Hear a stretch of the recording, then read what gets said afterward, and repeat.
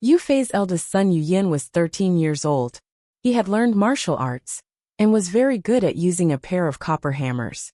When he heard that his father's army was stationed at Nyoto Mountain, he asked his grandmother and mother to let him go to kill the enemy and help in the battle. His grandmother thought that he was still young and asked him to wait and see. One night, Yu Yin took the hammer and rode out on horseback, heading straight for Nyoto Mountain. He was anxious all the way and kept urging the horse to run, but the horse was too tired to run. At this time, passing by a forest, Yu Yin saw a red rabbit horse tied under a tree, which was very sturdy. He got off the horse and wanted to change horses before going. As soon as he approached the horse, a young man rushed out of the forest with a Qinglong Yanyue sword in his hand. He chopped him when he saw him. "You are a horse thief. How dare you steal your grandfather Guan's horse?" The two fought for more than 100 rounds and liked each other's skills. Truce and exchanged names. When he learned that Yu Yin was the son of Yue Fei, the young man was overjoyed. "Brother Yu, you told me earlier that I am Guan Ling, the son of Liaocheng hero Guan Sheng." When they parted, Guan Ling gave the red hair to Yu Yin and said, "Brother, don't kill all the bandits.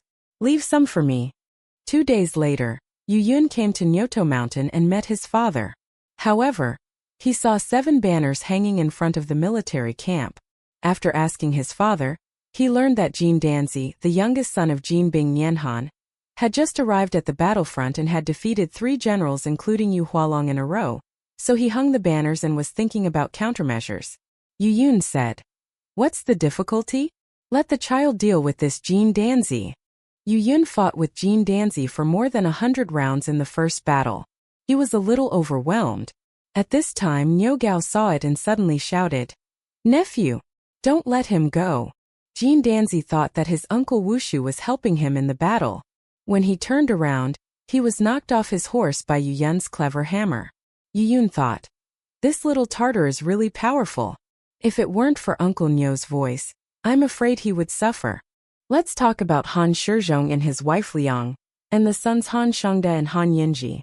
They conquered Chaocheng, Chaoliang, Hiwu, Jieyin and others in Henan, and received 100,000 surrendered soldiers. They sailed down by water. They planned to join forces with Yue Fei. After the couple discussed, they decided to send the second son Han Yinji to deliver the letter first. The son received the order and went ashore, urging his horse to head towards Nyoto Mountain. After more than 20 miles, a general was seen running down in defeat.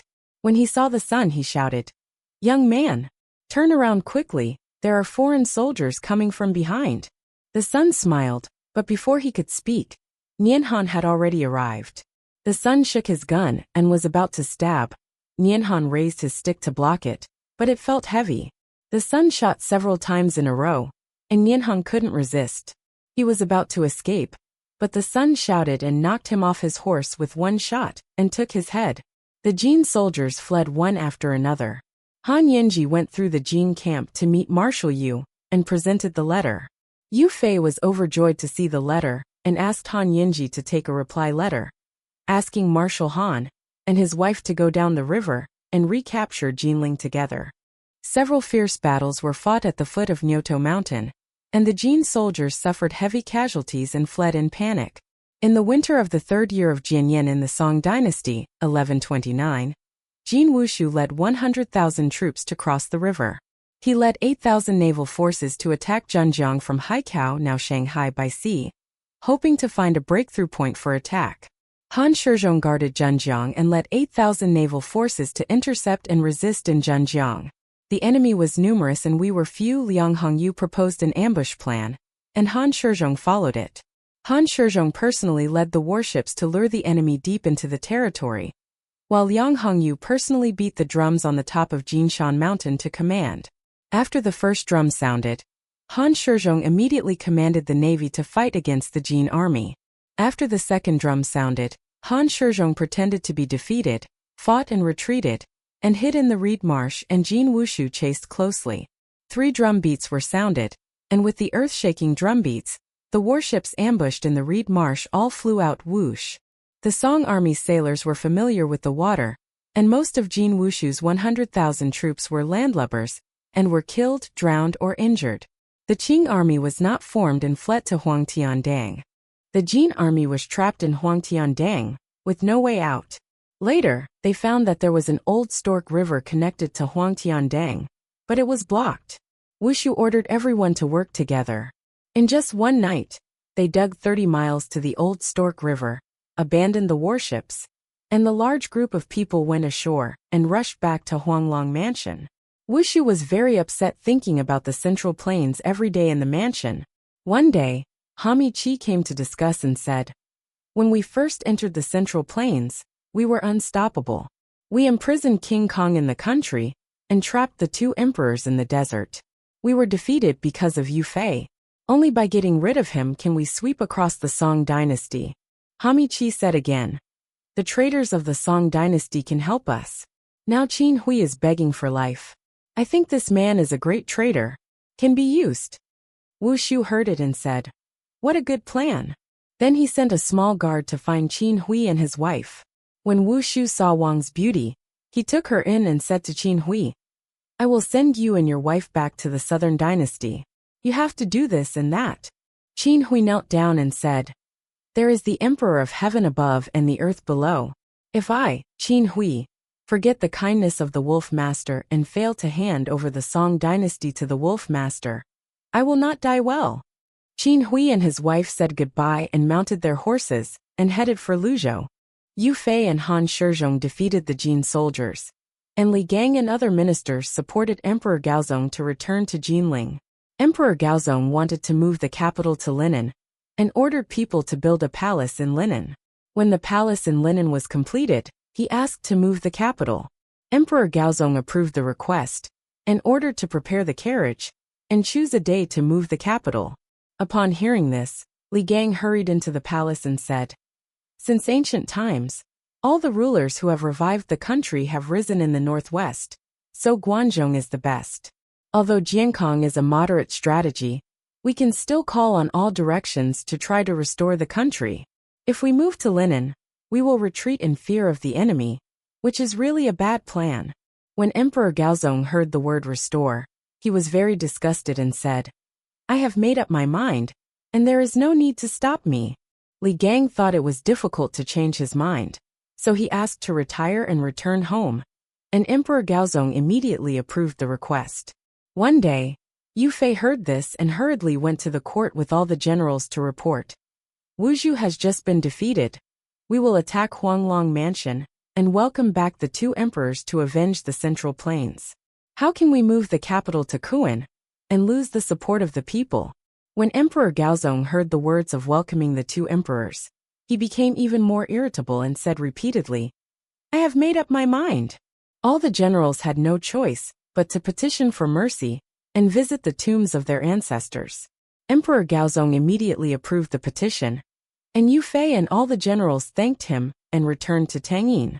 After Yue Fei retired and returned home, he continued to practice martial arts with his brothers every day, waiting for the right time to act. Soon the Jin army returned. Generals such as Han Shizhong wrote to request that Yue Fei be recalled to resume his post to fight against the Jin army, and Emperor Gaozong reluctantly agreed. Wu Shu sent 650,000 troops, claiming to have 1,000,000, and the vanguard had already reached Juxian town. Yue Fei ascended to the tent and sent 7 groups of troops including Yang Zixing to block the attack. Yang Zixing was a great martial artist and a descendant of Yang Yi in the early Song Dynasty. Because of the treacherous ministers in power, he became a bandit in Jiulong Mountain. Yue Fei led his troops through Jiulong Mountain and invited Yang Zixing to fight against the Jin army together. Yang Zixing wanted to compete with Yue Fei.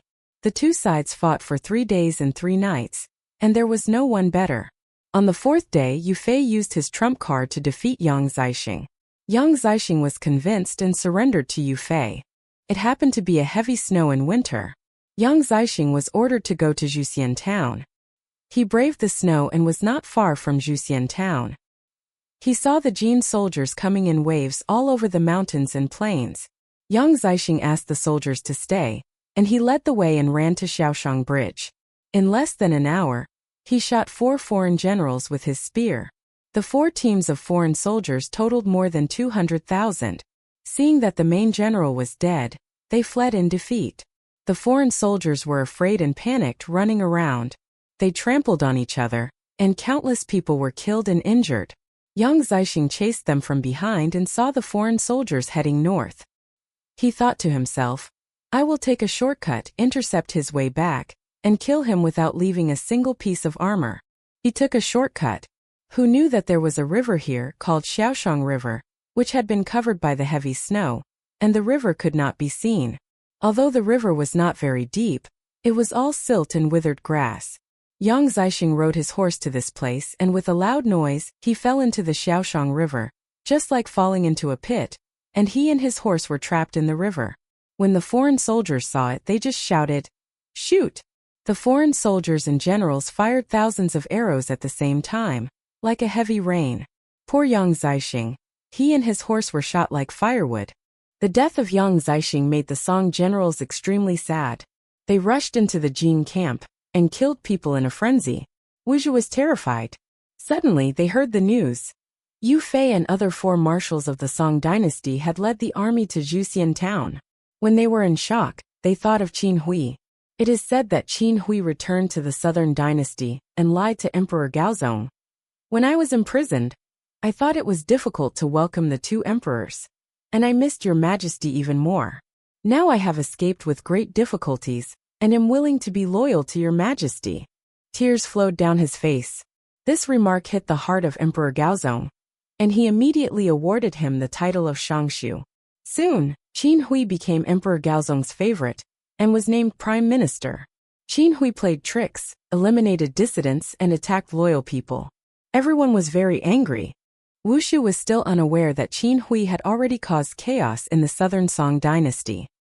He was still worried inside. It is easy to shake the Song Dynasty, but it is difficult with Yue Fei's army. He was relieved that his adopted son Lu Wenlong was brave and good at fighting, and had already defeated 2 Song generals with a spear. Lu Wenlong was actually the son of Lu Deng, the general of Liaocheng at that time. He has now grown into a 16-year-old boy, wielding 2 spears, handsome and brave. There was an old general Wang Zhuo in the Song camp who knew Lu Wenlong's background, so he cut off his right arm and asked for a fake surrender to the Jin camp, looking for an opportunity to persuade Lu Wenlong to return to the Song dynasty. Yue Fei agreed with tears. Wang Zhuo came to the Jin camp and said to Jin Wushu, Yue Fei did not listen to loyal advice and acted arbitrarily. I only said in private that the Jin army was strong, and he cut off my right arm and drove me out of the camp. Please take in the poor man, Wolf Lord.